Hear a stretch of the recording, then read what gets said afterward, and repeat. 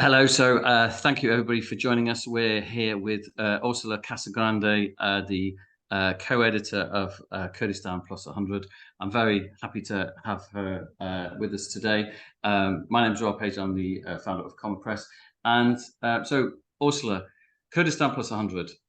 Where did this book come from? What are your connections to Kurdish writers? And tell us the origin story of this book. Hi, everybody. Thanks very much for having us here. And yes, how did the book come about? Well, I suppose that me personally, I'm a journalist, but I'm very, very into literature as well. And covering Kurdistan for so many years, I, of course, tried to grab everything I could find written by Kurdish writers. And then, of course, one realized that because Kurdish was and still is in certain parts, as we will see, a forbidden language. There isn't much available in terms of books, printed books and literature. So the interesting thing was that, of course, having been doing this work for many years, as years went by, nowadays there is more available in Kurdish literature, and this has to do with the fact that, of course, there have been changes, especially in the Syrian parts of Kurdistan and somehow in the Turkish part of Kurdistan. So what we decided with my co-editor Mustafa Gundodu to do, and thanks to Coma Press and to Ra in particular, was to try and put together some of the writers that we came across and that we had read things by, and but not just a collection of short stories, but trying to challenge them, to challenge the writers to write something set in the future somehow. And we thought that the idea of the series called Plus 100 was very interesting, and would be somehow would give the writers also the freedom to write about what they want to write and what they dream or they hope for their region, for their nation, without being limited by the current legislation in the different countries. So, for example, to make an example, to be able to write about a future Kurdistan, naming certain organizations or even naming the names of the cities in Kurdish, will somehow allow them more freedom. Of course, we discovered, sadly so, that this wasn't the case, because even science fiction or an imaginative future is considered a threat, especially in Turkey. And I say sadly, we saw that with one of the writers, Meral Şimşek, who is from the city of Diyarbakir in Turkish Kurdistan, so to say. And she wrote a very interesting story about Arzela. This character is called Arzela, and in fact, we discovered that, and she discovered that in the trial she has against her, the story and the character Arzela were used as evidence of her alleged attempt to divide the country, separate the country, and inciting terrorism. So even science fiction and even imagining a future is somehow something forbidden in many parts of Kurdistan. Nevertheless, there were many writers who accepted the challenges and the challenge, and some of them are living in Kurdistan, most of them, in fact, in the fourth part of Kurdistan, Iran, Iraq, Syria, and Turkey.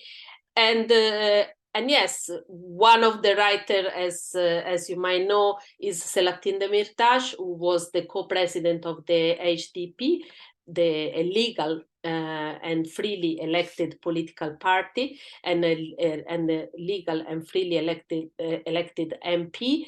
He was arrested, stripped of his parliamentary immunity, and is still in prison since 2016. He was able to send out the story written especially for the book, and it was I think it is one of my favorite. Just to come to my favorite ones, so to say, I have to say that I like all of them, because I think that the stories are linked, I think, by perhaps four different themes and values and issues.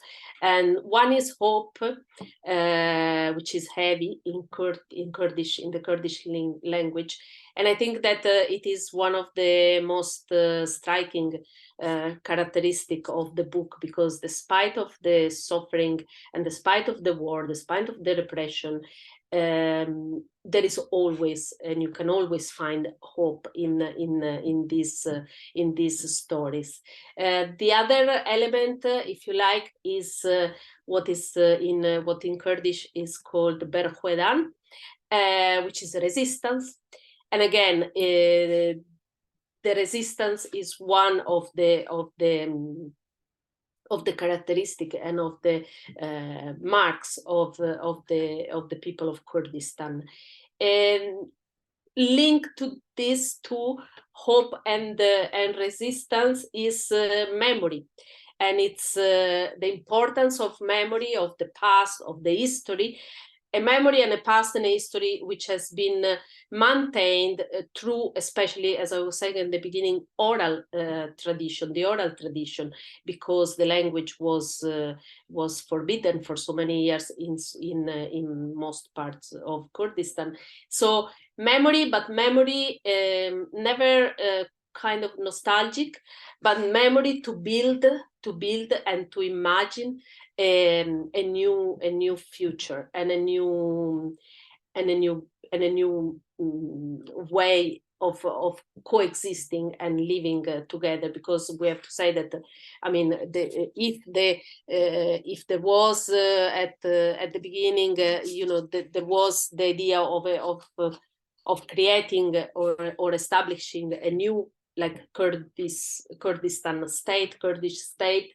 Now that the belief of the need of a state has been overcome, so to say, and now rather the Kurds agrees on a kind of what they called democratic confederalism, which is, without breaking the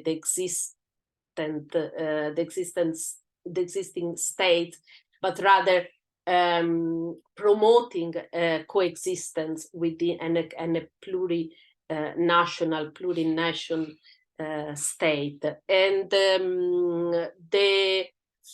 so yes, these are the three characteristics, as a hope, resistance, and memory, and at the same time also the attention to other issues, very important issues, such as ecology, the environment, women, the equality of women and gender equality, different sexualities as well, in a region, the Middle East, where those are still themes which are not so easy to deal with. Education, the importance of reclaiming the language, the culture, and therefore opening schools in Kurdish, and the culture in general. So the place where all this is somehow being tried in practice is perhaps Rojava, the Kurdistan part of Syria,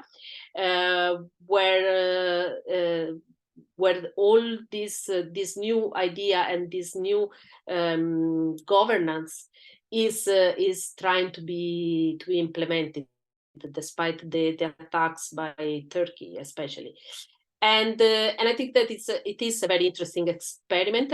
And in terms of culture, for example, the first thing that the autonomous administration in Rojava has done has been opening academies for cinema, literature, and music, and there is theater, and there are, for example, a lot of there are every year something like 10, 12 book fairs all over Rojava to promote books, not just in Kurdish, obviously, but also, promoting the translation into Kurdish of different languages, books in different languages. And likewise, there are literary competition is something very, fashionable this in the past 2-3 years in Rojava. And it is very interesting because you can see that there is, a kind of enthusiasm and energy and positive energy in trying to build, a kind of memory and library, library of memory somehow, also in materializing that in books. So yes, maybe a bit long, but yes, this was how the book came about. Thank you. I mean, the whole story of Rojava is really interesting because it's very little of it is known in the West. But before we go into that, I just want to sort of retrace a little bit and take a few steps back and just talk about Mahabad. So the book is all set in the year 2046, 100 years after the rise and fall within the same year in 1946 of the Republic of Mahabad. So do you want to talk a little bit about Mahabad and then in that context kind of attempts to have some kind of Kurdish independence since then? So I'm thinking North Iraq has a Kurdish Iraqi Kurdistan has a certain amount of autonomy, and also Rojava or Rojava. Yeah, do you want to talk a little bit about Mahabad? Yes, well, the idea was, as I say, because the collection plus 100 was quite challenging, and was a quite an interesting thought, no? And where we were talking about possible dates.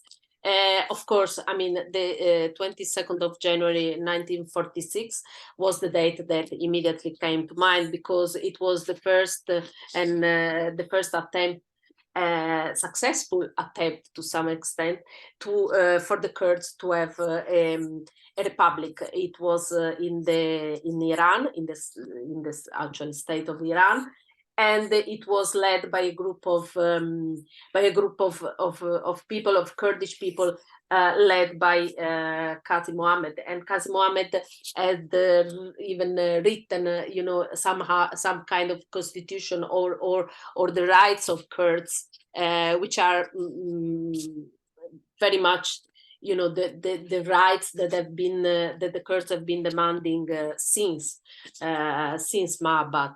And of course, there had been a previous attempt to at least to get some rights for the Kurds, and I'm thinking, for example, in Dersim, in the Turkish part of Kurdistan. But Mahabad was somehow the concrete,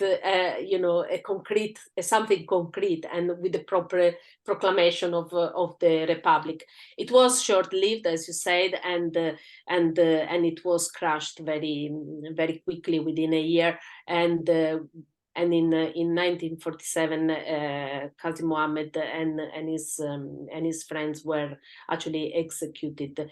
And of course, the republic the Republic of Mahabad stayed in the memory of all Kurdish people, and it was passed through generation by the oral tradition of the storytellers or the Gumbesh in Kurdish, and the Gumbesh will sing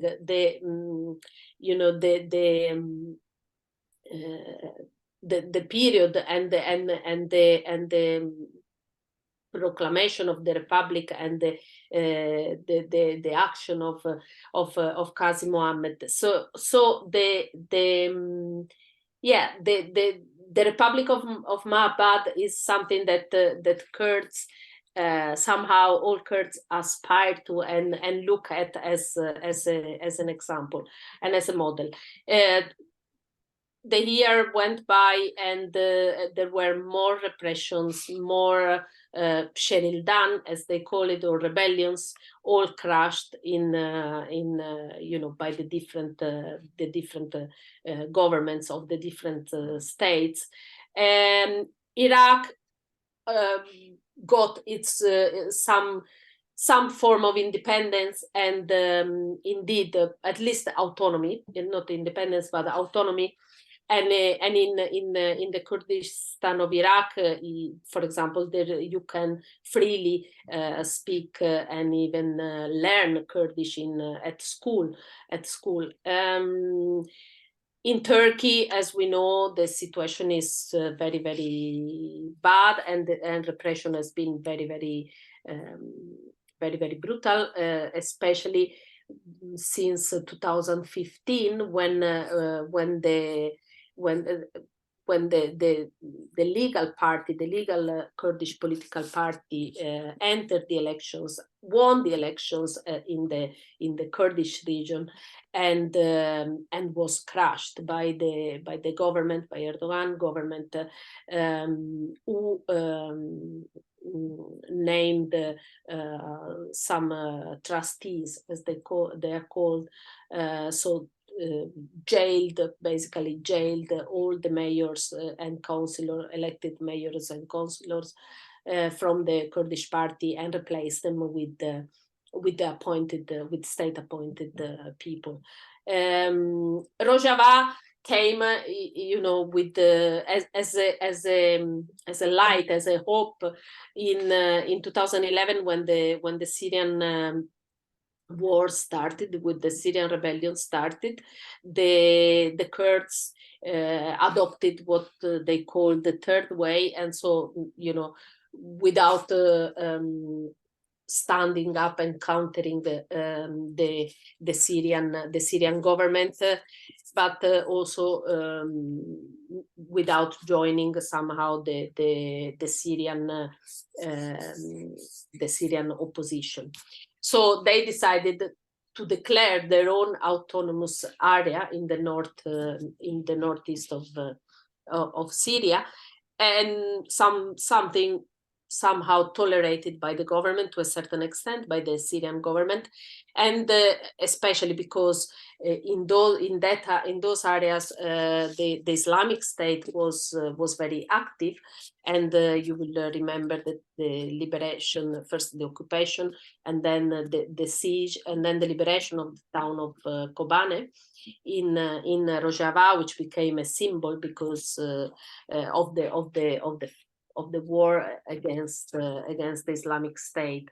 And the Rojava Revolution, as it is called, brought some hope for all other parts of Kurdistan as well. And it's worth to remember the rebellion that started last September, in Iran, in the Kurdish part of Iran and in all of Iran, after the death in custody, the murder in custody of Gina Amini, a young Kurdish woman who was arrested in Tehran by the so-called morality police for not wearing the hijab properly, and she died after days of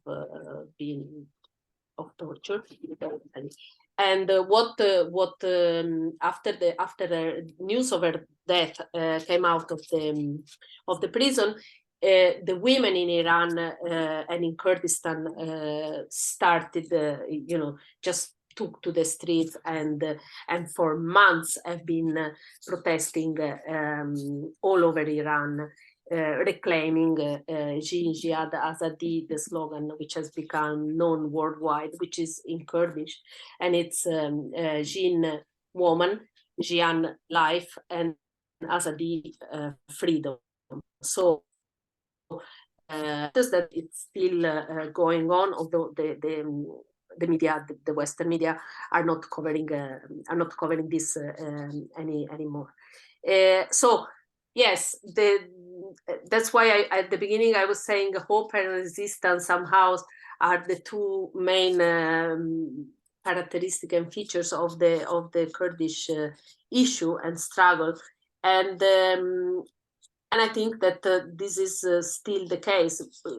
Perhaps it's worth to remember also that next year in Turkey there will be local elections, and again this is a big challenge, because there is Erdogan government is already moving and is already trying to illegalize the Kurdish political party that will run the elections. So yes, but still, hope, as the Kurds say, hope is there, and resistance is there as well. Brilliant. Thank you. Thank you, Orsola. We've actually run out of time for this section, but we're going to have more conversations about all of these things in future. So thank you everyone for joining us for this part one, but we'll have part two again soon.